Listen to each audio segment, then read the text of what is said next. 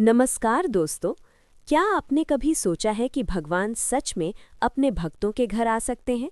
क्या ऐसा हो सकता है कि मंदिर में विराजमान भगवान अपनी मूर्ति छोड़कर किसी भक्त के घर भोजन करने चले जाएं? सुनने में ये बात शायद आपको कहानी जैसी लगे, लेकिन पुरी के भगवान जगन्नाथ मंदिर से जुड़ा एक ऐसा रहस्य है जिसे लोग 500 साल से भी ज्यादा समय से सच मानते आ रहे हैं। आज की इस कहानी में हम आपको बताएंगे एक ऐसे भक्त की कथा जिसके सच्चे प्रेम ने भगवान को मंदिर से निकलकर उसके घर आने पर मजबूर कर दिया। तो चलिए शुरू करते हैं ये अद्भुत कथा। बहुत समय पहले उड़ीसा के पवित्र शहर पुरी में एक गरीब ब्राह्मण रहता था। उसका नाम था माधव। माधव के पास धन दौलत नहीं थी, न बड़ा घर था, न कोई बड़ी संपत्ति। लेकिन उसके पास एक चीज थी, भगवान जगन्नाथ के लिए अटूट प्रेम और विश्वास। माधव की एक छोटी बेटी भी थी, गौरी। गौरी बहुत मासूम और चंचल थी, लेकिन उसकी एक खास बात थी, वो भगवान जगन्नाथ को अपना सबसे अच्छा दोस्त मानती थी। हर सुबह माधव अपनी बेटी को साथ लेकर मंदिर जाता। मंदिर में घंटियां बजती, भक्त भजन गाते और मंदिर में भगवान जगन्नाथ के दर्शन होते। गौरी भगवान की बड़ी बड़ी आंखों को देखकर मुस्कुराती और हाथ जोड़कर कहती, जगन्नाथ जी, आप मेरे दोस्त हो ना, बताओ ना मुझे। माधव ये देखकर मन ही मन खुश होता। एक दिन मंदिर से लौटते समय गौरी ने अपने पिता से एक सवाल पूछा। उसने कहा, पिताजी, क्या भगवान सच में हमारी बातें सुनते हैं? अगर हम उन्हें अपने दिल की बात बताएं, तो क्या वे हमारी मदद करने जरूर आते हैं? माधव मुस्कुराकर बोला, हाँ बेटी, भगवान अपने हर भक्त की पुकार जरूर सुनते हैं। अगर कोई उन्हें सच्चे दिल से याद करे, तो भगवान उसकी मदद करने आते हैं। तब गौरी ने मासूमियत से एक और सवाल पूछा। पिताजी, क्या भगवान हमारे घर भी आ सकते हैं? अगर हम उन्हें सच्चे दिल से बुलाएं तो क्या वे सच में हमारे घर आएंगे? माधव कुछ पल के लिए चुप हो गया, जैसे वह गौरी के सवाल के बारे में गहराई से सोच रहा हो। फिर उसने धीरे से मुस्कुराते हुए कहा, अगर कोई सच्चे दिल से भगवान को बुलाए, तो भगवान जरूर आते हैं। वे अपने भक्तों की पुकार कभी अनसुनी नहीं करते। उस रात गौरी ने सोने से पहले भगवान के सामने हाथ जोड़कर बहुत प्रेम और विश्वास के साथ प्रार्थना की, जगन्नाथ जी, आप कल हमारे घर जरूर आना। मैं पूरे दिन आपका इंतजार करूंगी और आपके लिए खाना भी रखूंगी। उसी रात जब पूरा गांव गहरी नींद में सो रहा था, तभी माधव को एक ऐसा अद्भुत सपना आया जिसने उसे पूरी तरह चौंका दिया। भगवान मुस्कुराकर बोले, माधव, तुम्हारी बेटी ने मुझे अपने घर आने का निमंत्रण दिया है। उसका प्रेम बहुत सच्चा है, इसलिए मैं कल तुम्हारे घर अवश्य आऊंगा। ये सुनते ही माधव अचानक घबराकर नींद से जाग गया और कुछ पल तक सोचता रहा कि अगली सुबह गौरी बहुत खुश थी। वो बार बार दरवाजे की ओर देख रही थी, जैसे उसे पूरा विश्वास हो कि भगवान आज जरूर आएंगे। माधव के मन में बार बार यही सवाल घूम रहा था, क्या सच में भगवान उनके घर आएंगे? सुबह से ही वो और गौरी दरवाजे की ओर उम्मीद भरी नजरों से देखते जा रहे थे। देखते ही देखते दोपहर हो गई। माधव के मन में थोड़ी चिंता और थोड़ा संदेह भी होने लगा। तभी अचानक दरवाजे पर हल्की सी दस्तक सुनाई दी। माधव जल्दी से उठकर दरवाजे की ओर बढ़ा और जैसे ही उसने दरवाजा खोला, उसने देखा कि दरवाजे पर एक साधारण सा यात्री खड़ा था, मानो लंबी यात्रा करके आया हो। उसके मन में ये विचार आया, क्या ये वही मेहमान है जिसका इंतजार हम कर रहे थे?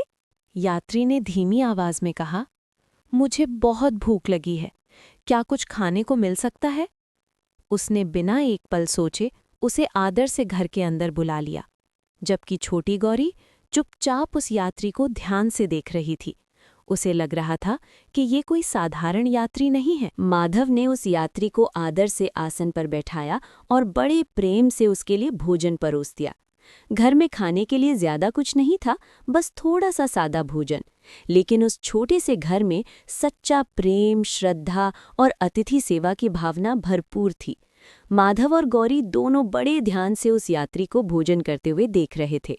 यात्री भी बहुत संतोष से खाना खा रहा था, मानो उसे केवल भोजन ही नहीं बल्कि उस परिवार का स्नेह और अपनापन भी मिल रहा हो। गौरी की आंखें चमक उठी और वो खुशी से उछलते हुए बोली, पिताजी, देखिए, यही तो भगवान है। उसकी आवाज़ में इतना विश्वास और उत्साह था, गौरी उस यात्री की ओर इशारा करते हुए मुस्कुरा रही थी, मानो उसे सच में अपने घर आए भगवान के दर्शन हो गए हों। यात्री हल्के से मुस्कुरा रहा था। उसकी मुस्कान में एक अजीब सी शांति और करुणा थी। उसने प्यार से अपना हाथ बढ़ाया और गौरी के सिर पर स्नेह से हाथ रख दिया। फिर धीमी और मधुर आवाज में बोला, बेटी, तुम्हारा सच्चा प्रेम और विश्वास ही मुझे यहाँ खींच लाया है। इतना कहकर वो यात्री धीरे धीरे उठ खड़ा हुआ और बिना कुछ कहे घर के बाहर की ओर चल पड़ा। माधव और गौरी को कुछ अजीब सा महसूस हुआ, इसलिए वे भी जल्दी से उसके पीछे पीछे बाहर आ गए। लेकिन जैसे ही वे दोनों दरवाजे के बाहर पहुंचे, उन्होंने चारों ओर नजर दौड़ाई। वहां कोई नहीं था। वो साधारण सा यात्री जो अभी कुछ पल पहले उनके सामने खड़ा था, अचानक कहीं गायब हो चुका था। माधव और गौरी हैरानी से एक दूसरे को देखने लगे और तभी उनके मन में एक ही विचार आया। अगले दिन जब पुजारी सुबह मंदिर में पहुंचे तो वहां एक अजीब बात देखने को मिली। भगवान के सुंदर वस्त्रों पर मिट्टी लगी हुई थी, जैसे रात में वे कहीं बाहर गए हों और रास्ते की धूल उनके कपड़ों पर लग गई हो। ये देखकर पुजारी भी हैरान रह गया। धीरे धीरे ये खबर पूरे गांव में फैल गई कि आज भगवान के कपड़ों पर मिट्टी कैसे लग गई। लोग आपस में चर्चा करने लगे। मंदिर में खड़े हर व्यक्ति के मन में यही रहस्य भरा सवाल गूंज रहा था। तभी अचानक माधव को सब समझ आ गया। उसके मन में जैसे एकदम से कल की सारी बातें घूमने लगी। वो साधारण यात्री, उसकी मधुर मुस्कान, गौरी के सिर पर रखा स्नेह भरा हाथ, माधव की आंखों के सामने मानो एक फ्लैशबैक चलने लगा। उसे एहसास हुआ कि कल जो यात्री उनके घर आया था वो कोई साधारण इंसान नहीं बल्कि स्वयं भगवान थे। ये बात धीरे धीरे पूरे पुरी में फैल गई। लोग आश्चर्य और भक्ति से भर गए। तब सबने समझ लिया कि भगवान अपने सच्चे भक्तों के प्रेम से इतने प्रसन्न होते हैं कि वे स्वयं उनके घर भी आ जाते हैं। जब दिल में सच्चाई और श्रद्धा हो तो भगवान भी अपने भक्तों के प्रेम से खिंचे चले आते हैं। तभी से ये अद्भुत कथा पीढ़ी दर पीढ़ी सुनाई जाती रही है। लोग अपने बच्चों और आने वाली पीढ़ियों को बताते हैं कि कैसे भगवान अपने भक्तों के सच्चे प्रेम से प्रसन्न होकर स्वयं उनके घर आ जाते हैं। कहते हैं कि आज भी ये पवित्र मंदिर चमत्कारों से भरा हुआ है। यहाँ कई ऐसे रहस्य हैं जिन्हें आज तक कोई पूरी तरह समझ नहीं पाया।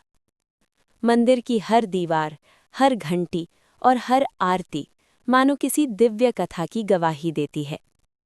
लेकिन इन सब रहस्यों और चमत्कारों से भी बड़ा एक सत्य है, भगवान का अपने भक्तों के लिए असीम प्रेम। जब भक्त सच्चे मन से उन्हें पुकारता है तो भगवान किसी न किसी रूप में उसकी पुकार अवश्य सुनते हैं। और शायद इसी विश्वास के कारण आज भी लाखों भक्त पूरे प्रेम और श्रद्धा से पुकारते हैं। बोलिए जय जगन्नाथ। अगर आपको हमारी ये वीडियो पसंद आई हो तो वीडियो को लाइक ज़रूर करें, अपना प्यारा सा कमेंट करें और हमारे चैनल को सब्सक्राइब करना ना भूलें। साथ ही इस वीडियो को अपने दोस्तों और परिवार के साथ भी ज़रूर शेयर करें ताकि वे भी इस सुंदर कहानी का आनंद ले सकें। धन्यवाद।